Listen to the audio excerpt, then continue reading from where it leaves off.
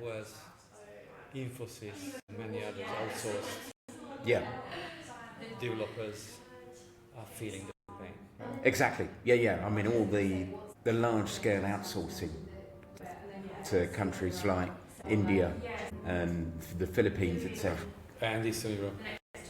and Eastern Europe. Yeah, Yeah, and maybe Yeah. Latin America. yeah, is going to be is now in danger because AI can do it. You haven't got the language problems. You haven't got the time differences. Time difference. Yeah, so that's the intro is JP Morgan, you said. They saved 280,000 man hours at the start of 2025 by using AI to review and modernise legacy code.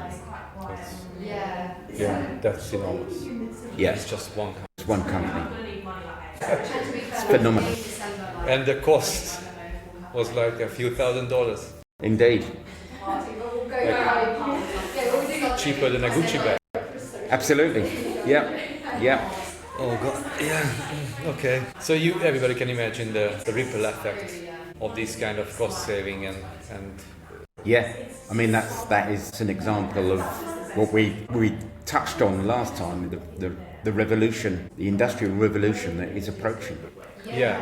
And you mentioned to me last time when we were not off camera that the things are so exciting that you postpone your retirement.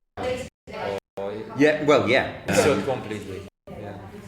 Maybe not completely, but yeah. I mean the world we're living in, and the advances in technology, which includes the threats and the risks.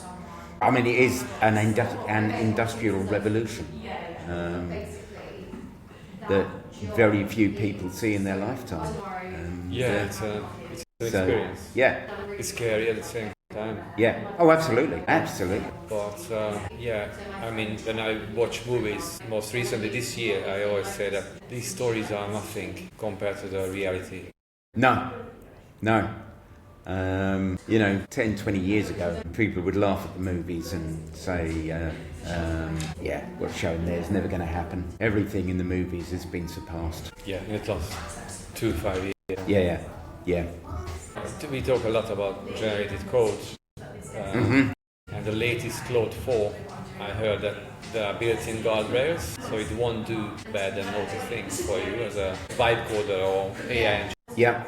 Yes, so Anthropic pride themselves on saying that they are building safe AI and that it won't do anything that endangers a person's safety. And even unethical things including ethics, so it won't do anything unethical as well. I mean cyber fraud is at a mammoth scale. And I've seen figures quoted that if you look at the top 5 economies in the world, their GDP, cybercrime is the equivalent of the 3rd largest economy. US and China first and second, cybercrime third, and that is frightening, scary. Yeah, just a thought about Claude 4 and even OpenAI Codex has built-in safety guardrails and so on. And I was thinking that is it plausible that these big companies who have the 90% of market share, they will be like a policing the world, the capitalism, by building in these guardrails in or how? Funny enough, I had this conversation a couple of days ago with a peer of mine. And what we were discussing is the current democracy model either dead or dying? If you look at big tech, most of the big tech companies, their income is the equivalent to many national economies, and the power that they have over data, over our lives, is probably more than most governments have. So are we approaching a world where big tech governs the world and governments are irrelevant? Could it be an example like there are politicians who have a personal brand on Facebook or on other platforms, on TikTok, so they depend on these platforms? Yes. Any kind of, I don't know, if leadership, product managers or board members at these companies just can switch off these politicians anytime. Yes. Any reasoning. Yes. Well, we saw that after Trump's first administration. Yeah, it was a long time ago. Long time ago, but Twitter turned off his account because of what was happening around the 6th of January. They've now switched it back on, of course, but yes, big tech could turn off a politician's access to The voter, yeah. And at the same time, can do with actors, business leaders, sports. Oh yes, yeah, Sports, anybody. Anybody who potentially upsets big tech could have their access to deliver their message turned off. Yeah. Which, in the case of rogue politicians, rogue business leaders, potentially good, but equally a rogue tech company could turn off access to genuine politicians and business leaders to deliver their message. Yeah, absolutely. It's, that leads into another topic, the knowledge workers that we spoke about last time. You mentioned 18 months left for white collar. Absolutely correct.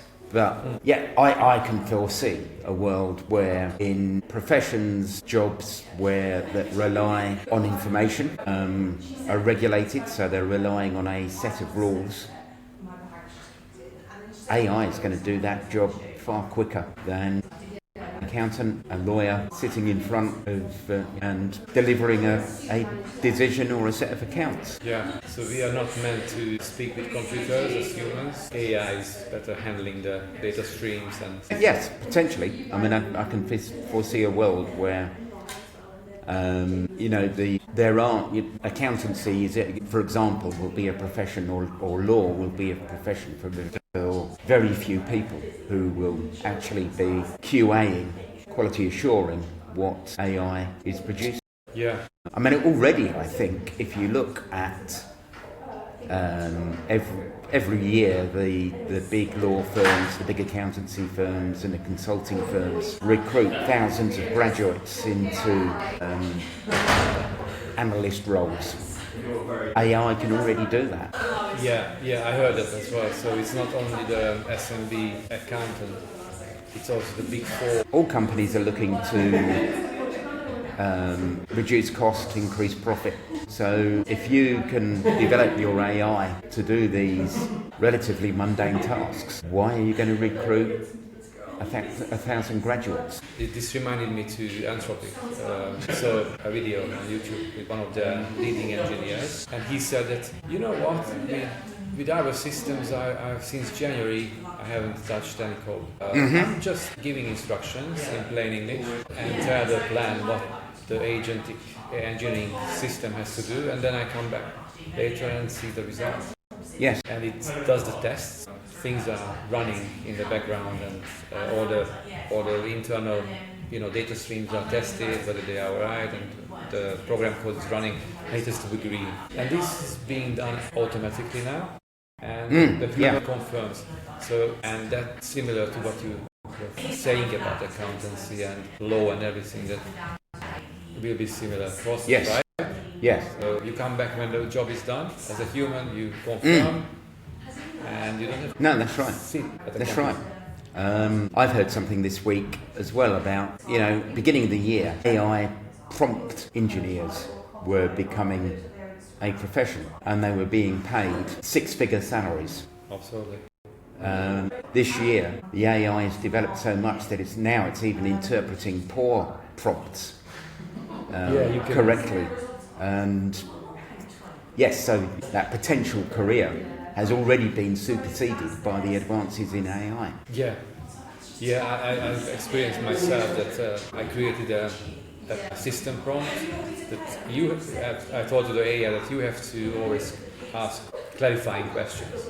And when I ask something, something bad or badly written or too loose written stuff, it just asks me questions that it needs to be done. And then everything is clear. The context is there. Whether you do philosophy, literature, or programming, and you don't need to engineer the prompts anymore. Yeah. So it comes back to what we discussed about Morgan Stanley and them reviewing 9 million lines of code. and modernising 9 million lines of code and saving 280,000 man-hours. Just reinforces what we've just been discussing and what's approaching. Yeah, I know personally 2 or 3 people already creating 1 million line per month alone in their own houses, so it is possible. Yes. And you can even translate it into costs with a small tool. That's right. Displays that, hey, this work that you did in the weekend would have been 600k. Yeah. Which is a very weird feeling to watch on your display. You know, you had a feedback from someone, from a client of yours, that our conversations are really good to listen because it's not too technical. Yeah, Michelle runs her own business, a coaching business, a client of mine, and she's watched our conversations and says that, it's providing her a great understanding how to use AI and what it's capable of. Yeah, great. And then this morning I opened the Guardian, and the most skeptical nation are the English-speaking countries, because the most information about AI and the companies you get in English. Yeah. Maybe other countries are a little bit isolated from the stream of news. Of course, the Guardian is not an AI expert newspaper. That's clear. So they have their agenda. Yes, indeed. Is it a lack of understanding or as I say, this approaching industrial revolution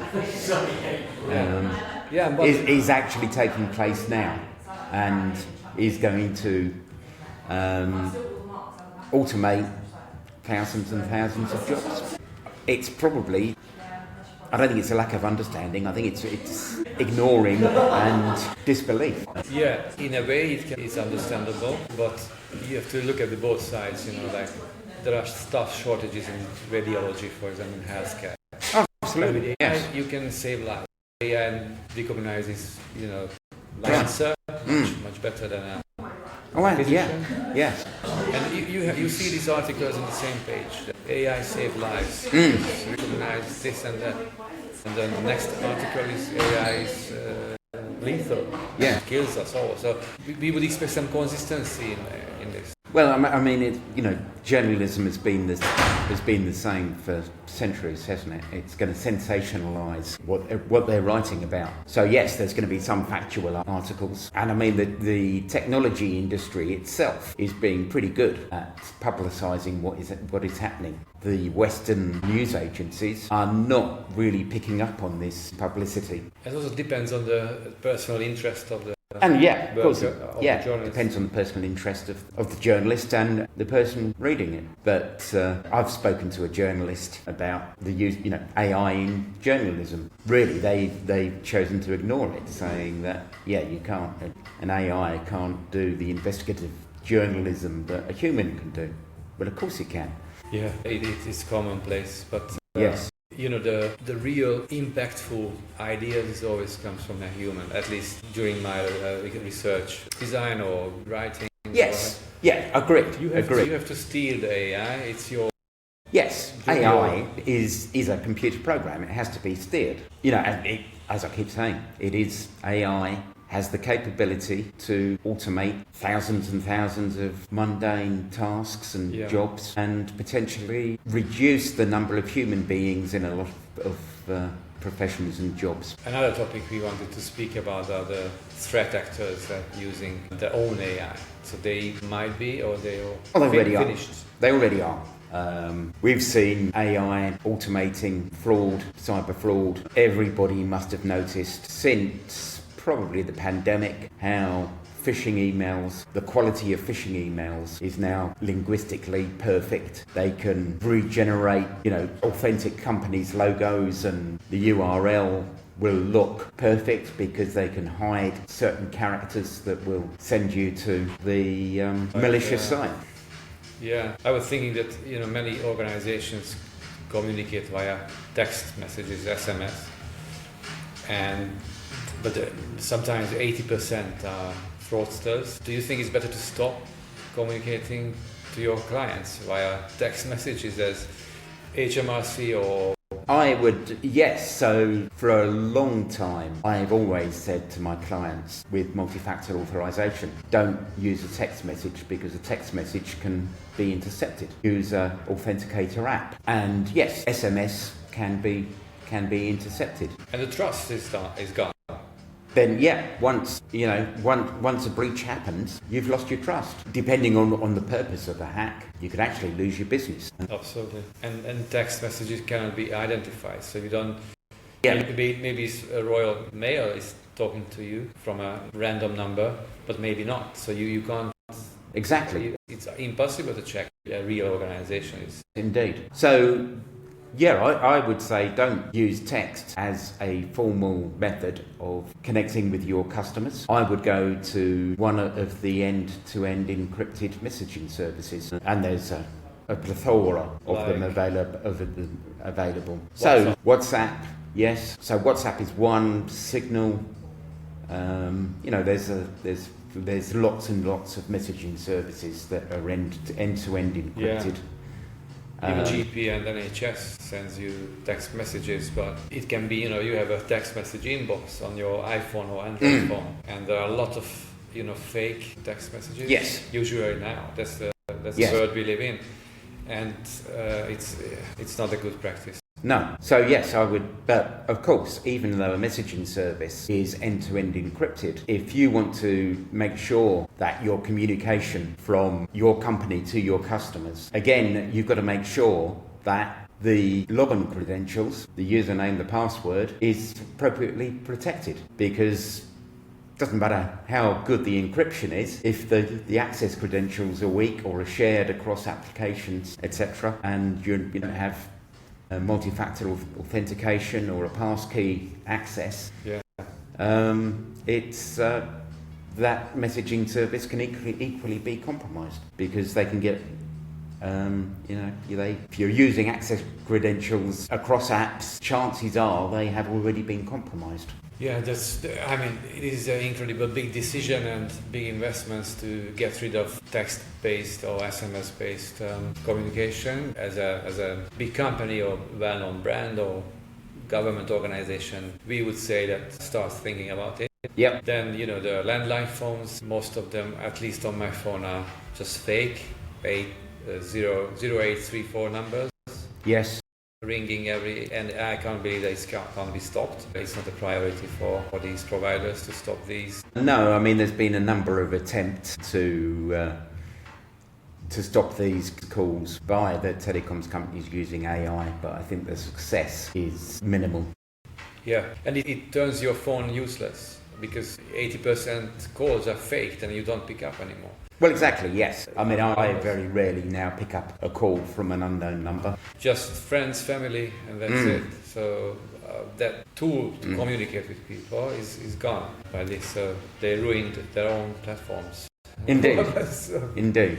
But they're still very successful, so financially, because there's still a number of people will pick up. As with all scamming and hacking, what they're trying to do is create that sense of urgency that you need to act now to protect yourself. So, if you receive a call saying this is your bank's security team, and it happens to be the bank you're banking with, a lot of people will think, this is a genuine call, and then they realise too late.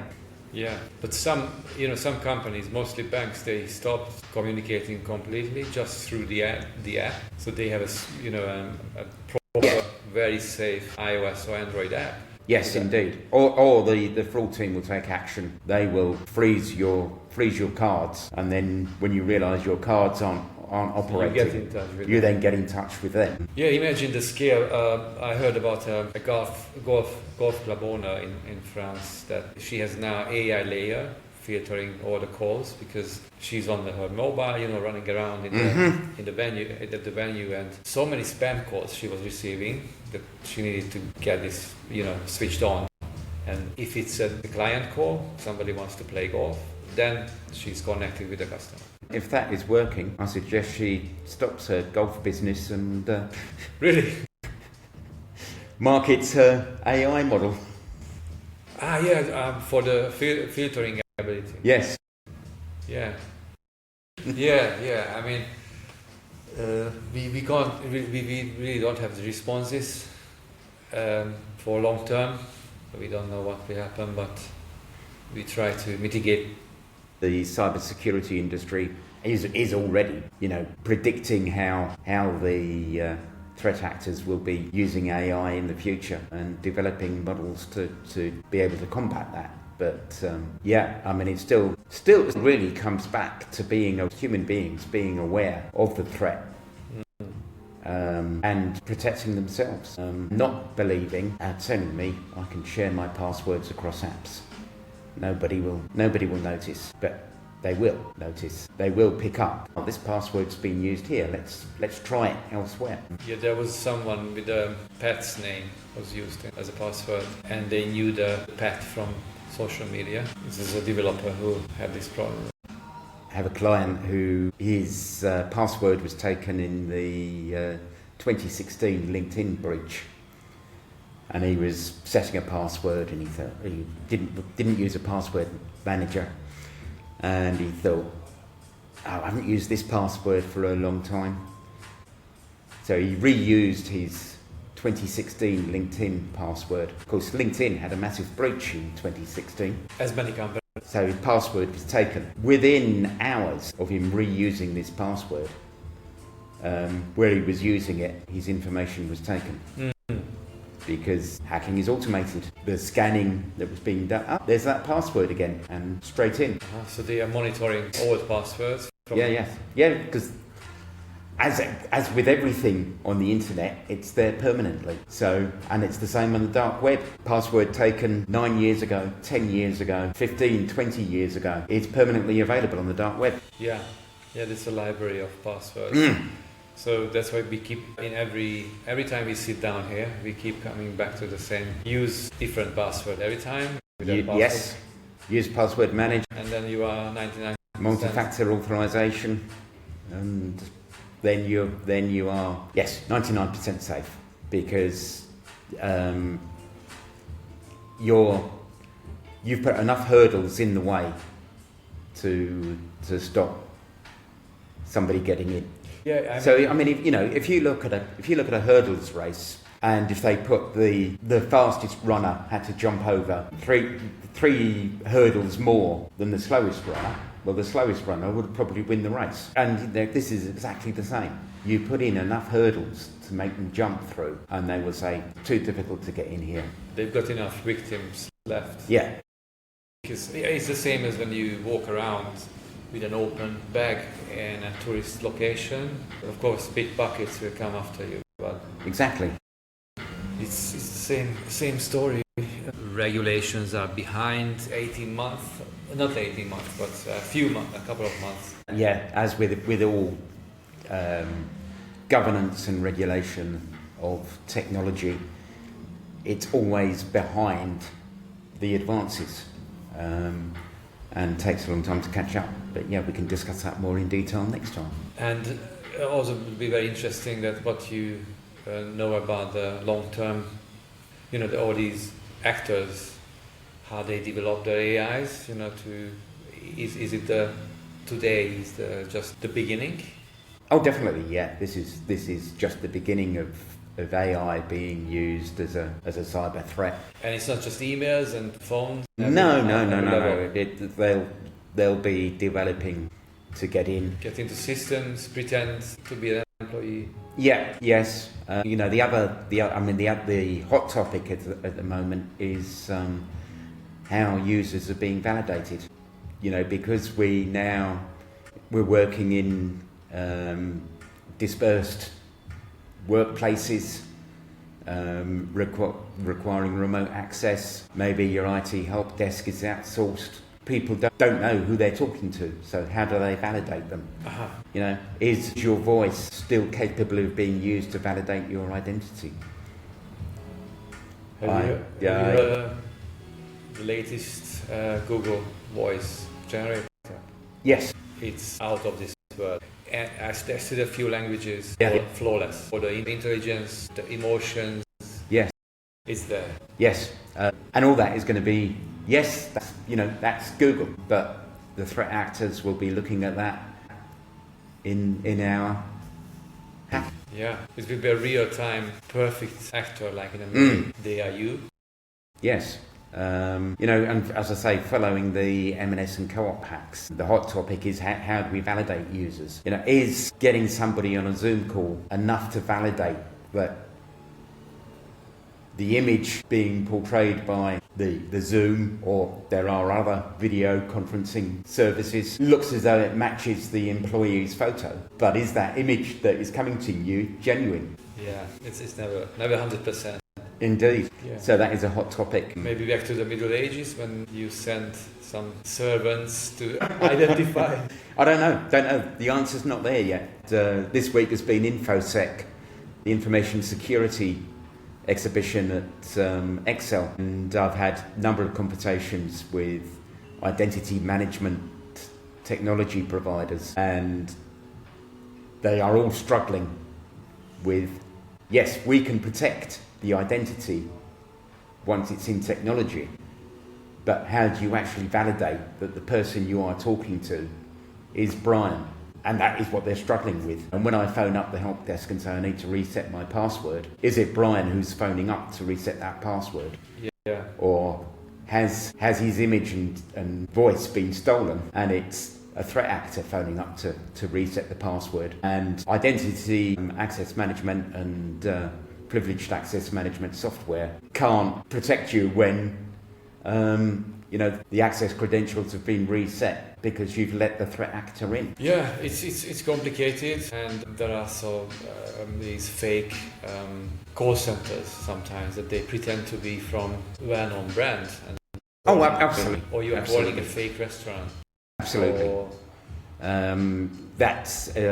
so we've got the dating scam industry, where unfortunate people believe they're being courted by a person with high integrity and honesty, whereas in fact it is probably a call centre in Myanmar or some such location in the world. Like the hotspots of these. Yeah. And it's the people in these call centres may have been people trafficked, may have been and they're just trying to survive. But that's what they have to do to survive. It's an incredibly complex problem. The US has this week placed sanctions on a company whose name escapes me at the moment, because it's been proven that they're providing the technology to enable dating scam or pig butchering, as it is unfortunately called. They were providing the technology to the call centres based in the third world. They've had sanctions. It's a Philippines company. They've had sanctions put on them by the US government. I worked at two US gig work company during COVID and a little bit after, and they behaved very strangely. But even if you are working with Western companies, it can happen that they are not 100% what they seem. After a few months, they behaved suspiciously. You couldn't get hold of them. There were some payment delays, and right. They were not 100% fraudsters. But they were just. I have no idea what game they were playing. Maybe before seed investment, they wanted to inflate the company's valuation before exit. And, there are these games. Yeah. And if you are not from this scene, you are a designer or developer at the mid of your career, so you don't have to know everything, how the world economy works. But you have to be very careful with remote companies and sign up for this platform, right? Have you seen these kind of things? Well, I've seen the reverse, where companies, as we discussed earlier, we now have remote workforces, and what has been quite big this year has been where threat actors have posed as genuine employees, which comes back to what I was saying about validating employees' identity. And they've applied for real jobs. They've been set up in the company as a real employee. The company has shipped the technology to them, the PC to them. Yeah. And so they're set up as a genuine employee. They have the company's technology platform, and they get in as the genuine employee, and then they're stealing intellectual property, etc., etc. It's from both sides, both directions. Yeah. Okay, cool. So let's speak next time. Yes, we'll speak next time. And we've got exciting topics for the next episode. Yes, indeed. Cheers.